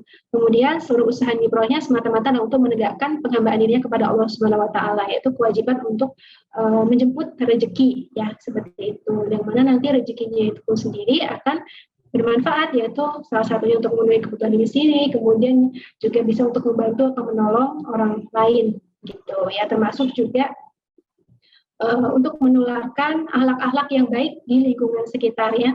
Kalau orang yang sukses ya, misalnya sudah sukses secara duniawi dan sukses secara akhirat, tentu ketika dia mengajarkan sesuatu gitu ya, itu akan lebih, orang-orang akan lebih melihat gitu ya. Jadi ternyata untuk sukses duniawi itu, sukses akhirat itu penting ya. Jadi keduanya bisa berjalan bersamaan. Ya, baik, mungkin itu dari saya. Terima kasih semuanya atas perhatiannya. Mohon maaf jika ada kesalahan, kekurangan, itu dari saya, segala kemudian dari Allah Subhanahu wa taala. Silakan jika mungkin ada pertanyaan dan saya kembalikan ke moderator Mbak Anan. Ya, alhamdulillah. Makasih banyak nih Bu Nia atas penyampaian materinya yang komprehensif banget sih. Kalau misalnya teman-teman dengerin, itu ilmunya padat banget. Masya Allah ya Bu ya, alhamdulillah. Dari awal banget tadi ada background kayak menjelaskan entrepreneurship itu dari definisi, bahkan ya dari definisi, terus masuk ke kalau Nabi Muhammad itu entrepreneurship-nya seperti apa, terus ada etika bisnis Nabi Muhammad dan lain-lain, sampai bahkan tadi ini ya, memasuk ke bahas mindset yang diperlukan oleh seorang entrepreneur, terus ada bahas kesalahan fatal kewirausahaan, baru masuk ke pharmapreneur dan contoh-contohnya itu. Jadi kalau misalnya teman-teman dengerin dari tadi selama materi itu insya Allah bermanfaat banget. Oke deh, ini udah ada banyak pertanyaannya di Slido, tapi mungkin sebelum ke Slido ada yang nanya ke saya di direct message nih Bu, mungkin ini dulu kali ya Bu ya, ada yang nanya di chat, nih, kan tadi kan disebutkan di awal kalau Bu Nia itu selain selain emang akademisi di farmasi, menjadi dosen gitu kan, dosen di Fakultas Farmasi, dan pokoknya banyak tadi ya mungkin jurnal-jurnal dan sebagainya. Tadi sempat dijelaskan kalau Bu Nia itu ini berwirausaha walaupun bukan di bidang farmasi. Nah, boleh nggak Bu kira-kira diceritakan secara singkat gitu mungkin pengalaman Ibu sampai akhirnya Ibu memutuskan jadi wirausaha walaupun di bidang yang berbeda ya Bu ya, di apa Foscraft ya Bu ya.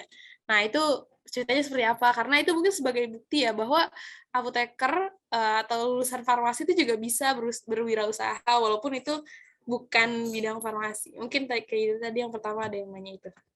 Oke, baik, terima kasih Mbak Hana. Jadi terkait Foscraft saya ya, mungkin dimulai dulu dari saya. Sebagai mahasiswa ya, seperti kalian, saya juga dulu ingat sering ngikutin kegiatan-kegiatan ya seperti itu, organisasi gitu ya. Nah pada saat itu waktu saya di kegiatan Prohis ya kalau tidak salah, itu pernah saya ditugaskan untuk desain gitu ya, desain poster gitu ya. Jadi udah saya iseng aja desain di situ, kemudian saya melihat kok saya suka ya, tertarik dengan desain seperti itu gitu ya.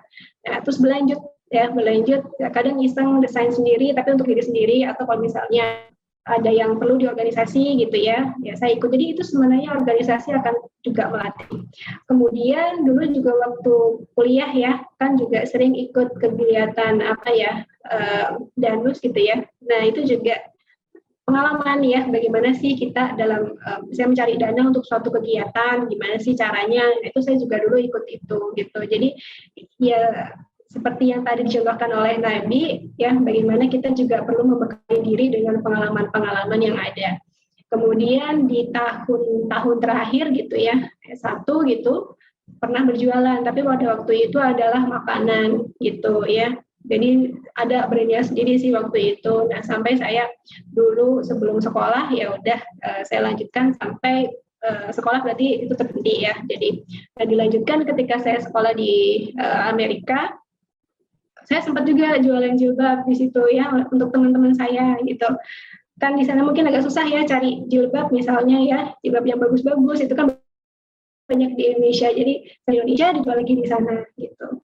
Nah karena saya juga punya ketertarikan dalam hal desain gitu ya, jadi akhirnya kenapa enggak sih desain ini saya ini kan dalam bentuk jilbab, karena sekarang kan masih modelnya printing hijab ya gitu, dan itu juga banyak gitu. Nah printing hijab ini memang banyak ya, tapi di sini yang kita tawarkan itu adalah keunikan ya, karena masing-masing dari hijab itu bagus-bagus dan masing-masing punya keunikan tersendiri, dan itu kan kita nggak sama ya dengan yang lain, jadi memiliki solusi yang berbeda dari yang lain gitu ya. Nah itu dari situ. Kemudian dari desain sendiri, kemudian ya udah dijual kepada orang-orang gitu ya. Dan itu dari tahun 2021 ya, beberapa bulan. Sekarang masih vakum dulu karena saya ada beberapa amanah yang perlu saya tunaikan. Jadi juga saya melihat kapasitas diri saya dulu sebelum melanjutkan gitu ya. Jadi takutnya amanah yang sudah saya terima di fakultas gitu ya, karena ada banyak hal jadi belum bisa ke arah sana lagi gitu ya. Jadi masih vakum dulu untuk yang jilbab itu ya. Dengan cara walaupun vakum tapi inovasi untuk beberapa kedepannya itu ada gitu ya. Jadi tadi kan salah satu yang dicontohkan oleh Ibu Nur Hayati ya, salur inovasi. Nah itu juga kita misalnya kita sudah merencanakan ya di bulan ke-6 kita akan ngapain nih. Nah itu mungkin sudah ada planningnya gitu. Jadi memang dalam hal jilbab ini mungkin sangat berbeda ya dengan farmasi, tapi di sini karena saya punya ketertarikan desain dan itu sudah dilatih dari semenjak kuliah, bahkan sejak dulu sekolah ya, jadi ya menurut saya kenapa sih tidak dalam tanda kutip gitu ya diuangkan seperti itu ya. Siapa tahu ada yang suka desainnya gitu ya, siapa tahu ada yang mereka-mereka yang tertarik dengan desainnya misalnya gitu Mbak. Oke, makasih banyak Bu. Oke deh, mungkin boleh teman-teman panitia dinyalain slidonya satu pertanyaan kali ya mungkin. Gimana yang paling oke, ini dari top question. Oh, oke, sorry, pencet. Gimana teman-teman panitia? Tadi saya coba lihat di ini juga ya, di device lain. Ini ada yang nanya Bu, top question ada 3 orang yang mengiyakan juga nge-like gitu. Dari Siti dari Kerawang ingin bertanya, bagaimana cara kita membentuk daya inovatif dan kreatif melalui pengembangan keterampilan? Mungkin bagaimana kalau dari Bu Nia, boleh Bu silakan. Kita lihat dari diri kita sendiri dulu ya. Kita tuh semua punya potensi untuk berkreasi dan berinovasi. Pertama, kita pastikan diri kita dalam keadaan sehat secara mental, spiritual, ya, tidak kecapean, karena biasanya inovasi dan kreasi itu akan lebih optimal jika kalian itu dalam kondisi yang fresh seperti itu ya, gitu. Kemudian yang kedua itu dari diri sendiri dulu ya, jadi tidak kecapean, tidak terlalu penat gitu ya, jadi kendalikan diri sendiri dulu gitu ya. Apa sih yang membuat kalian fresh? Apa sih yang membuat emosi, mental, fisik kalian itu di kondisi yang optimal? Pertama dari diri sendiri. Yang kedua itu adalah pengalaman. Jadi inovasi dan kreasi itu didasarkan dari apa yang pernah kita tangkap dari luar, ya, dari indera kita, mata, pendengaran, kemudian pengalaman orang, gitu ya. Termasuk apa yang kita baca, apa yang pengalaman orang lainnya, apa yang kita pelajari dari pengalaman-pengalaman tersebut, gitu, ya. Dari informasi yang kita terima itu, ya, kita sandingkan dengan masalah yang ada. Jadi daya inovasi dan kreasi itu pasti menjadi suatu solusi. Nah, solusi itu ada kalau ada masalah. Itu nggak mungkin ada inovasi kalau tidak ada masalah, karena pasti akan ada sesuatu, ya, istilahnya seperti gap, ya, seperti itu, ya. Apa sih yang kita butuhkan? Misalnya apa ya? Kalau misalnya dalam farmasi, misalnya suatu produk kosmetik gitu ya, yang halal gitu ya, kemudian juga tahan lama ya, misalnya ingin sih pakai apa namanya maskara, cuman yang halal tahan lama dan ketika wudhu ya misalnya itu tidak apa ya, tidak menutup gitu. Itu bisa jadi sumber inovasi dan kreasi. Atau warna misalnya ya, warna lipstick misalnya, sekarang tuh trennya warna apa sih? Ya kan nggak melulu merah, orange, ya, ada warna-warna tertentu yang mungkin kita bisa pertimbangkan atau solusi atau kreasi tertentu. Juga termasuk ketahanan listrik, apakah dia juga halal atau enggak, ya, apakah ada komponen yang nggak halal, atau termasuk juga wudhu friendly misalnya, ketika wudhu dia masih boleh nggak menggunakan lipstick itu dan langsung hilang nggak gitu. Kemudian ketika makan gimana, ya, kita lihat juga misalnya dari kenyamanannya gitu sih. Kalau perempuan tuh nyamannya pakai bedak yang seperti apa sih, pakai foundation yang seperti apa sih misalnya gitu. Jadi ada masalah yang kita kenali dulu, baru nanti ditimbali oleh inovasi dan kreasi yang ada. Nah, oleh karena itu kita harus pandai-pandai untuk istilahnya mengindra gitu ya. Di samping mengindra juga menimba ilmu yang ada, ya, karena inovasi dan kreasi itu misalnya kita tahu, oh, solusinya tuh harusnya dikasih ini nih, kalau mau lipstick yang wudhu friendly ya, kemudian tahan harusnya seperti ini. Nah, untuk mencapai yang seperti itu tuh kita butuh ilmu. Nah, ilmu apa itu yang perlu kita kuasai, perlu kita dalami di bidang masing-masing. Juga termasuk ini bergabung dalam komunitas yang sejenis atau komunitas yang betul-betul bisa membantu kita untuk makin kreatif gitu ya, dalam artian komunitas yang mendukung kita untuk terus produktif gitu ya. Beda misalnya kalian mengikuti komunitas misalnya yang suka nonton drakor misalnya, itu mungkin nggak salah nonton drakor, cuman kalau misalnya kalian ingin nonton drakor sekaligus ingin berinovasi dan kreatif mungkin akan kurang maksimal di situ ya. Mungkin kalau Anda nonton drakor mungkin Anda ingin membuat film, ya itu bisa jadi membuat film. Gimana sih cara membuat film yang ibadatnya itu bisa memandung nilai-nilai Islami yang baik gitu ya, baik dari segi akhlak, pakaian, kemudian ceritanya juga cerita yang mendidik, itu bisa seperti itu ya. Jadi ada komponen dari kita, dari dalam dan dari luar yang mesti untuk dipadukan. Inovasi dan kreasi pasti berkaitan dengan masalah gitu ya. Ya, gitu ya kurang lebihnya Mbak Hana. Oke, mantap. Terima kasih banyak Bu atas jawabannya. Untuk yang pertama, mungkin karena waktunya terbatas, satu lagi aja ya Bu ya, ada pertanyaan nih. Boleh. Yang kedua, itu dia bertanya, ini anonim orangnya yang kirim, berpikir kritis dalam menentukan passion bidang trainer dalam berkomunikasi di sosial di era digital 5.0 seperti apa ya Bu? Mungkin kalau dari Ibunya bagaimana Bu? Berpikir kritis dalam menentukan passion ya. Passion itu apa ya? Apakah kalian menentukan passion? Artinya seperti ini, passion itu adalah sesuatu yang kalian minati ya. Apa yang kalian minati itu memang itu tergantung dari kalian sendiri ya, seperti itu ya. Jadi sebenarnya saya kurang paham dengan pertanyaannya di sini ya. Passion adalah sesuatu yang kalian gemari ya dalam hal ini. Nah, di situ dalam menekuni sesuatu yang kalian gemari memang harus selalu berpikir kritis di situ. Mungkin maksudnya gini kali ya. Jadi ada banyak hal di lingkungan kita, passion A, B, C, D, ya, bidang A, B, C, D, yang mungkin dalam berpikir kritis bagaimana sih kita menentukan passion agar nanti ke depannya itu memiliki timbal balik yang bagus begitu ya. Jadi tidak salah menemukan passion gitu ya, mungkin maksudnya ya. Ya, jadi sebenarnya tidak ada yang salah dengan semua passion yang Anda geluti, apalagi passion yang memang Anda percaya suatu saat itu akan memberikan nilai manfaat. Karena memang boleh jadi hal tersebut itu belum bisa booming saat ini, tapi nanti akan booming di waktu yang lain ya. Contohnya seperti tadi kita belajar dari Ibu Nur Hayati ya, dia meluncurkan suatu lini produk halal dengan brand W ya, itu di tahun 95, baru booming di tahun 2013-an. Itu kita lihat jauh jaraknya gitu. Ya, ini diperlukan adanya sifat juga namanya visioner ya. Tadi kan kita melihat dari akhlak Rasulullah ya, dan menggembala kambing dan lain sebagainya gitu ya.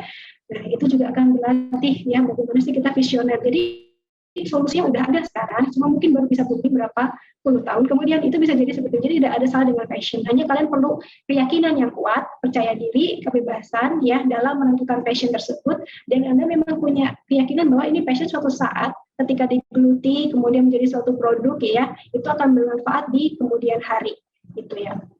Kemudian dalam berkomunikasi di sosial di era seperti apa?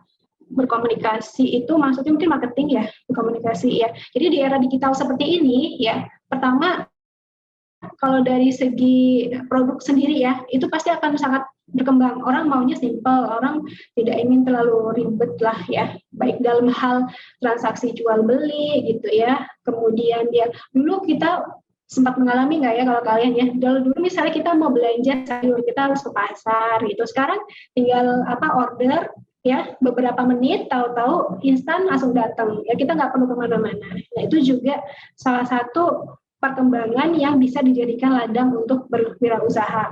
Kemudian dalam berkomunikasi di era digital ya, sebenarnya berkomunikasi di era digital maupun komunikasi di seperti biasa ya, itu sama gitu. Jadi di era digital itu ada akhlaknya, ada tata kramanya, ada etikanya ya. Bukan berarti misalnya nih dalam sosial media ya, walaupun misalnya akun kita anonim gitu ya, atau profil kita nggak ditampilkan ya, kita tidak sebebas itu bisa berkata gitu ya, karena itu sama sebenarnya ya, ibaratnya kita mengatakan sesuatu sama orang lain tatap muka ya, itu kan kelihatan orangnya. Dengan tidak tatap muka itu efek yang timpanya sama. Kalau kata-kata itu menyakitkan, ya itu sama juga ketika di teks itu juga akan menyakitkan. Jadi cara berkomunikasi itu sama ya. Tapi mungkin di sini untuk di era digital mungkin orangnya tidak terlihat, tapi kalau di digital itu terlihat. Tapi kan Allah Maha melihat. Jadi kan sama saja gitu kan. Jadi tetap perlu ada tata kramanya. Ya. Kemudian karena di era digital ya, ini semakin luas ya, artinya 24 jam bisa dilakukan ya, seperti itu. Nah, itu juga menjadi salah satu keuntungan tersendiri. Sekarang ada apotek 24 hour gitu ya, bisa melayani dan nggak harus datang, tinggal telepon misalnya, itu kan akan menguntungkan. Atau sekarang ada Halodoc gitu ya, bisa kapan aja nih konsultasi itu misalnya, itu juga akan menguntungkan menjadi ladang bisnis sendiri gitu ya. Jadi kita bagaimana menyikapi ini dari sisi sudut pandang muslimah ya, kita sama. Mungkin Allah Rasulullah dulu itu mengajarnya tidak ada digital ya, tapi penerapannya tetap sama, jujur, berintegritas, kemudian amanah gitu ya, kemudian tidak mencurangi. Di era digital itu tetap sama pelaksanaannya, walaupun dulu itu belum ada sih era digital, jadi tetap sama gitu ya, gitu Mbak Hana. Oke, terima kasih banyak nih Bu Nia. Jawabannya lengkap banget Bu dari tadi. Mungkin kalau misalnya ada kata-kata yang bingung tadi, Ibu bedah, terus ternyata hasilnya berinsight banget ya, Masya Allah Bu. Oke, mungkin udah pukul 10.40, dari panitia juga katanya waktunya sudah habis. Mungkin terakhir Bu, dari Ibu ada closing statement Bu, mungkin kayak pesan yang ingin Ibu sampaikan ke kita Bu selaku mahasiswa nih yang masih kuliah, yang mungkin kepengen berwirausaha juga, atau mungkin ingin berkarir di farmasi atau apapun lah. Mungkin dari Ibu ada ini nggak Bu, ada kayak pesan gitu buat kita Bu sebagai kita. Iya, baik. Untuk berkuliah, kalian sebanyak mungkin menimba pengalaman ya. Pengalaman itu tidak hanya duduk di bangku perkuliahan, terima pelajaran, kemudian praktikum, tapi juga termasuk kegiatan-kegiatan lain di luar itu ya. Misalnya organisasi, itu akan mendidik jiwa kalian dalam team building misalnya, dalam organisasi sesuatu. Juga termasuk volunteering. Volunteering itu bagus juga ya untuk mendidik bahwa kalian itu sudah mendapatkan resource yang begitu bagus, sudah sekolah di universitas terbaik, ya, sudah dibekali berbagai macam potensi, rezeki, termasuk diantaranya bisa belajar, bisa sekolah, ya, pay forward gitu ya. Jadi silakan ikut kegiatan volunteer yang ada, biasanya mungkin dari dosen-dosen atau dari kegiatan mahasiswa gitu ya. Jadi untuk tahu sebenarnya masalah di masyarakat itu apa gitu ya. Jadi sampai kalian belajar, kalian juga tahu di masyarakat itu sebenarnya apa sih yang jadi masalah sekarang. Dari kegiatan volunteer itu, walaupun kalian tidak dibayar gitu ya misalnya, tapi kalian bisa belajar dari situ untuk mengenali permasalahan. Kemudian ini pengalaman dulu ketika saya belajar ya di luar itu ya. Saya pernah ngobrol sama anaknya satu gitu ya di bis waktu itu. Kamu rencananya kegiatan liburannya mau ngapain gitu ya? Terus dia bilang saya kerja. Itu saya langsung anaknya satu gitu ya. Tapi di sana memang banyak pekerjaan yang memang bisa untuk student gitu ya. Jadi di sana itu bukan mau kemana, mau liburan, mau kemana, nggak ngerti mau kemana gitu. Jadi kalau misalnya ada kesempatan gitu ya untuk bekerja secara part time gitu ya, walaupun di libur sekolah Anda gunakan untuk itu ya, walaupun misalnya gajinya kecil nggak apa-apa, kalian cari pengalaman, apalagi kalau misalnya kalian ingin bekerja berwirausaha gitu ya, nggak apa-apa, bantu apa gitu ya, jadi cari pengalaman daripada nggak ngapa-ngapain ya. Itu saya dulu lihat seperti itu. Jadi banyak anak-anak S1 ketika saya belajar di sana, kalau tanya liburan ngapain, mereka udah punya rencana liburan berapa bulan dia akan kerja seperti apa, setelah itu dia fokus lagi ke kuliah. Jadi tiba pengalaman sebanyak mungkin, pengalaman itu akan jadi bekal untuk kalian. Juga termasuk didik karakter ya, akhlaknya, pilih lingkungan yang baik-baik yang bisa membantu kalian untuk mengembangkan karakternya, kemudian juga belajar untuk mengelola mental, emosi ya seperti itu, karena sekarang juga banyak ya kejadian kesehatan mental, kesehatan fisik yang terganggu gitu ya. Jadi bagaimana melatih diri kalian gitu ya untuk bisa tetap sehat secara fisik dan mental, yaitu pasti pertamanya adalah dari bekal agama yang baik gitu ya. Jadi banyak baca juga, banyak belajar gitu ya dari orang-orang sekitar gitu, dari orang tua ya, itu juga penting ya. Jadi selalu minta doa atau minta restu sama orang tua gitu ya, doakan terus juga orang tuanya gitu ya, jangan membantah orang tua, dan juga berlatih untuk bersabar ya, karena memang banyak hal di dunia ini yang sebenarnya kemenangan itu bukan dari mereka yang kuat, tapi mereka yang lebih luas sabarnya ya. Dalam wirausaha apalagi ya, kita lihat dari Bu Nur Hayati dari tahun berapa ke berapa baru sukses gitu ya. Dan kita juga lihat bagaimana perjuangan beliau naik turunnya gitu. Jadi kita belajar, sama-sama belajar ya untuk diri saya sendiri juga. Ya, mungkin itu Mbak Hanan. Oke, makasih banyak nih Bu Nia. Mungkin kalau misalnya aku bisa recap dikit dari materi kita nih dari tadi jam 9, itu tadi kita bahas banyak ya teman-teman soal entrepreneurship dari tadi mulai definisinya, terus kita kaitin juga ke di dalam Quran tuh ternyata banyak loh bahasan tentang entrepreneurship. Jadi kayak entrepreneurship itu didukung dalam Quran, bahkan Nabi kita juga seorang entrepreneur gitu kan. Terus juga makanya kita ketika kita ingin berwirausaha ataupun sebenarnya sebagai kita kayak berkarir dan apapun dimanapun, itu kita mesti meneladani beliau gitu kan, sebaik-baik teladan, karakternya seperti apa, terus ketika berbisnis juga ada etika-etika tertentunya, terus mungkin tambahan juga tadi dibahas dari segi teknisnya wirausaha, jatuhnya mirip kayak kuliah sih Bu, kuliah di FEB. Tadi ada bahas juga mindset entrepreneur harus seperti apa, yang take risk dan sebagainya. Terus kalian juga dilanjuti dengan wirausaha atau marketing ala Rasulullah seperti apa. Baru kita masuk ke tadi bisnis farmasi, ada peluang-peluang yang mungkin bisa teman-teman teman-teman coba. Tadi juga sebenarnya kalau di Slido itu ada banyak pertanyaan juga yang lebih ke teknis farmasi, tapi mohon maaf banget waktunya nggak cukup teman-teman, mungkin nanti bisa digali sendiri ya, di-explore lebih jauh lagi soal yang teman-teman penasarin tadi, atau mungkin gimana kalau nanya ke Ibu atau gimana? Dan nanti mungkin bisa dicarilah, digali lebih jauh. Sama terakhir tadi pesan dari Bu Nia, ini perlu diingat baik-baik ya, kita tuh mesti terus banyak belajar, nggak berhenti di cuman kuliah doang, dan belajar itu nggak cuma di kelas doang teman-teman. Tadi ya banyak kita ikut kegiatan macam-macam, cari pengalaman macam-macam, intinya kita explore diri, dan itu bakal sangat berguna untuk kedepannya nanti ketika kita di pasca kampus, entah itu berkarir atau berwirausaha dan sebagainya. Dan yang utama lagi tadi kita teladani Nabi Muhammad SAW. Oke deh, alhamdulillahirrahmanirrahim, karena wah udah panjang banget kita obrolan, ternyata nggak ngeliat jam udah jam 10.47. Mohon maaf banget panitia kalau misalnya agak kelewat batas sedikit. Mungkin kalau gitu saya selaku moderator Hanan Sabita mohon maaf kalau misalnya ada salah-salah kata. Saya kembalikan kepada panitia. Wassalamualaikum warahmatullahi wabarakatuh. Terima kasih.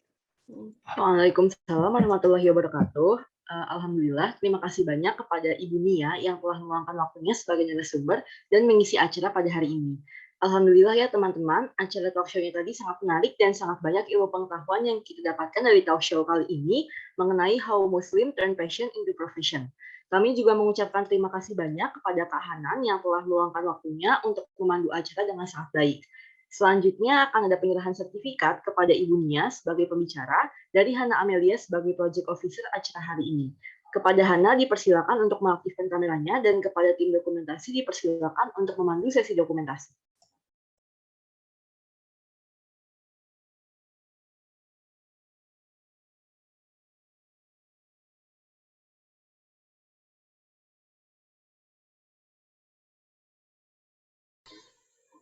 Oke, saya izin ambil gambar dalam 1, 2, 3.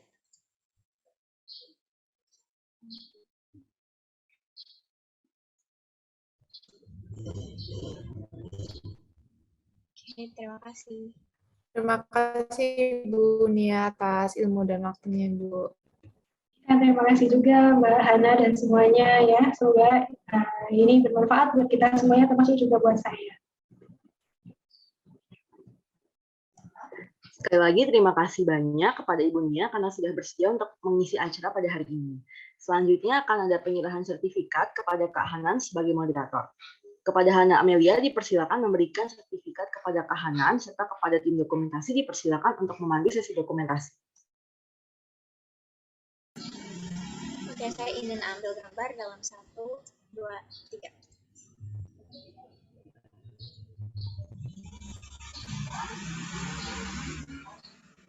Oke, terima kasih. Terima kasih Kak Hana telah meluangkan waktunya Kak. Terima kasih banyak juga teman-teman panitia, semoga bermanfaat. Terima kasih juga Bu Nia ya. Alhamdulillah insightful banget. Ya, terima kasih Mbak Hanan. Ya, semoga lancar ya exchange-nya. Amin Bu, amin. Terima kasih.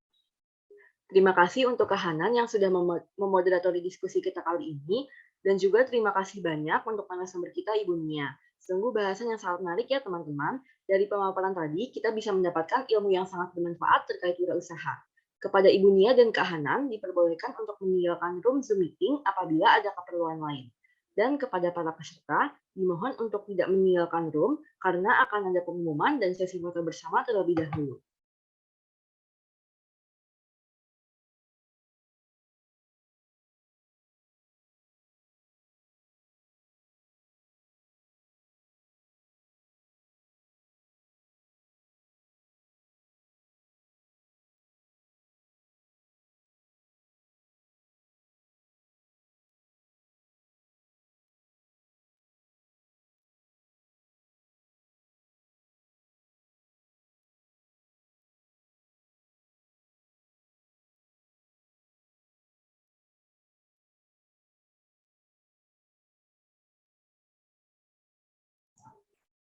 Kami ingatkan kembali bagi teman-teman yang belum mengisi link presensi untuk dapat mengisi presensi di link yang tertera di layar dan kolom chat Zoom, dan kami juga memohon kesediaan teman-teman untuk mengisi link eval sebagai evaluasi dengan tujuan memperbaiki dan menilai acara kami untuk kesempatan berikutnya.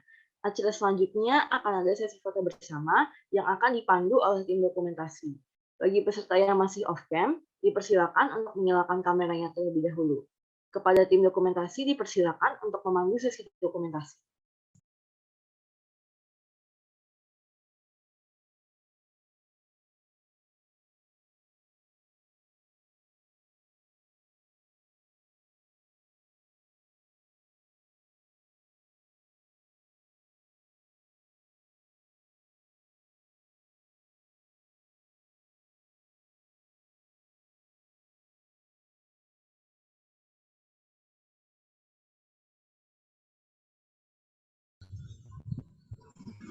Oke, di sini ada 2 slide. Kita mulai dari slide pertama, 1, 2, 3.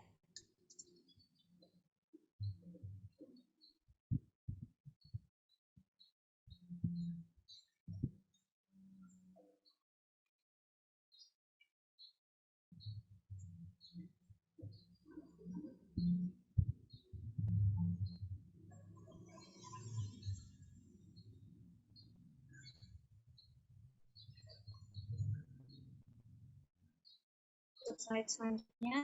1, 2, 3.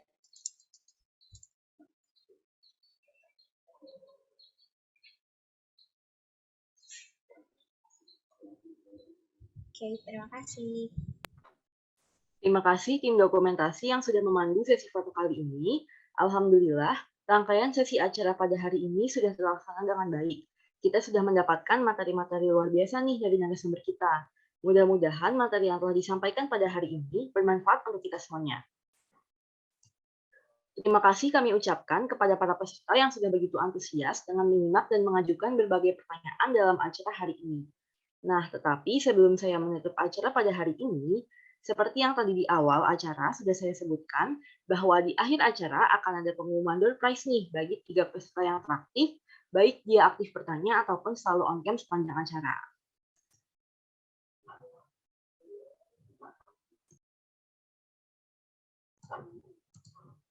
Nah, mungkin PPT-nya bisa di next.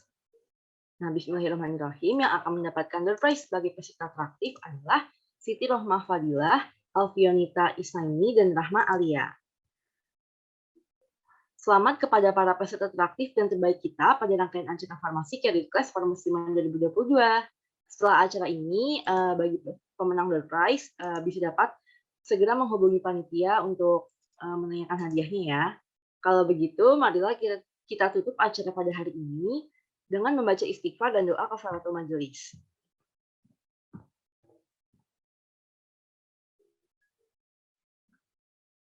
Saya selaku MC pamit undur diri. Apabila ada kesalahan mohon dimaafkan. Wallahul muwaffiq. Wassalamualaikum warahmatullahi wabarakatuh.